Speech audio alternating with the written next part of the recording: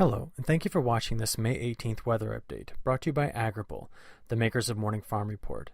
My name is Eric Snodgrass, and I'm a senior atmospheric scientist and co-founder of Agrible. This past week saw yet another large weather system push through the central United States. Seen here is the National Radar Loop from WeatherTap.com.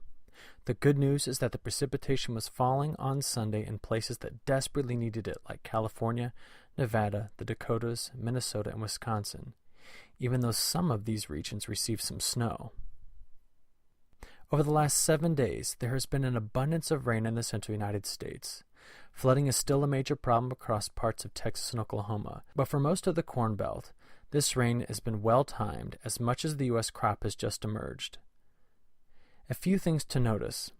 One is that the corn planted in Wisconsin largely missed out on the rain. 2, I am concerned over the cotton production in Georgia, as the last 30 days have been very, very dry there. 3, parts of the Intermountain West, Arizona, New Mexico, Oregon, Washington, and even Southern California received much needed precipitation in the past week. It's not enough to end the drought in some of these locations, but it certainly helps. Before we move on, we at Agrible would like to make sure that you know about our free app called the Pocket Rain Gauge. It is available to download for free on Apple devices, and it is a useful tool for monitoring daily rainfall across your fields.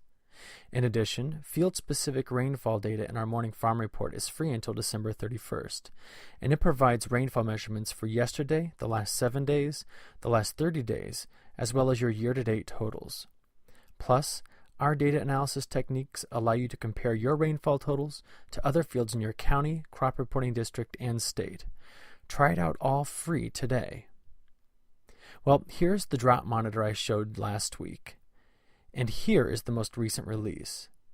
As I toggle back and forth, you can see the heavy rain and thunderstorm activity in the Central Plains has really helped alleviate the drought, especially in the panhandles of Texas and Oklahoma.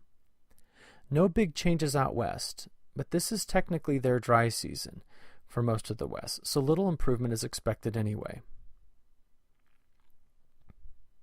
Turning our attention back to the Corn Belt, here is a map that shows the winds circulating around the large low-pressure system that caused much of the unsettled weather in the central United States over the weekend. Notice how the northwest side of the circulation is bringing air southward from central Canada. As a result, the northern parts of the Corn Belt will miss out on making large gains on growing degree days for the start of this week, as temperatures fall behind this front. Temperatures are expected to rebound toward the end of the week, but another large low-pressure system will emerge from the Rockies midweek. So by midweek, another trough in the jet stream will emerge in the mountains and kick off another low-pressure system. Rain will spread across the southern and central Great Plains and add to their already saturated soils. The severe threat will largely be confined to West Texas through midweek, so no large-scale severe weather outbreaks are forecast. Here's a quick look at the next 5 days of precipitation. Once again, Texas and Arkansas are under the gun for heavy rain, while the northern parts of the Corn Belt will have a relatively dry week. The 2015 plant is nearly finished for most states. These planting progress numbers will be updated later on Monday afternoon, but here's my assessment of the current conditions. The Dakotas, Minnesota, and Wisconsin have been struggling with drought despite recent rains and snows. There have also been repeated cool periods in this region, which aren't ideal for the start of the 2015 growing season. The eastern part of the Corn Belt got a late start due to excessive rains early, while corn in Texas, Colorado, Nebraska, and Kansas have had intermittent wet periods, and some locations are still battling with flooded fields. However, Illinois and Iowa have had regular rainfall in several days in the upper 70s through mid-80s, which has started these two states off very well for the 2015 growing season. Overall, the heart of the Corn Belt is doing well, and total production will likely be high again for 2015. I would once again like to talk about El Nino. As I have been forecasting, a moderate to strong El Nino event is taking shape across the equatorial Pacific Ocean. The top animation shows the warmer than normal sea surface temperature anomalies for the past few months. This warm swath of water is the signature of El Nino. In the bottom panel, we can see the forecast for El Nino conditions by 7 long-range forecast models through the end of the year. Nearly every model is forecasting above normal sea surface temperatures, which indicates the strengthening of this El Nino event. Historically, El Niño has had its greatest impact on U.S. weather in the winter. However, strong summer El Niño events have happened, and we at Agrible want to give you some insight into El Niño's impact on the U.S. growing season.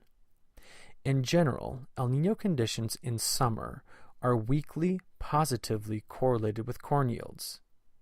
However, not all El Niño events have produced great yields across the United States. This graph shows us in black corn yield in percent of average for each year since 1948. These data have had the upward trend in corn yield removed. You can see great yield years like 1972, 1994, 2004, 2009, and 2014. We can also see some of the tough years like 1983, 1988, and 2012. In the red columns are years in which there were El Niño conditions in June, July, and August. In white columns, below the zero line, we have the opposite of El Niño, La Niña. If you step back and look at this graph, you can see that many of the good yield years happened during summer El Niño conditions. In fact, with the exception of 1983 and 2012, most really low yield years happened when La Niña conditions are present. Please remember that the correlation is not strong, but generally speaking, El Niño years are better than La Niña years for corn yield in the United States. However, relying on just one weather event like El Niño to forecast a whole season is not wise, which is why we at Agrible use a multi-model, multi-variable approach to long-term weather forecasting. For our latest yield predictions from field level to your county, your state, and the whole U.S., be sure to check out Morning Farm Report. As we close out this video, let's take another longer-term look. On the left is the precipitation forecast for June through August, as provided by the National Multi-Model Ensemble. Notice how this forecast model is calling for above-average precipitation across much of the United States. This is very consistent with and correlates well with the strengthening El Niño in the Pacific.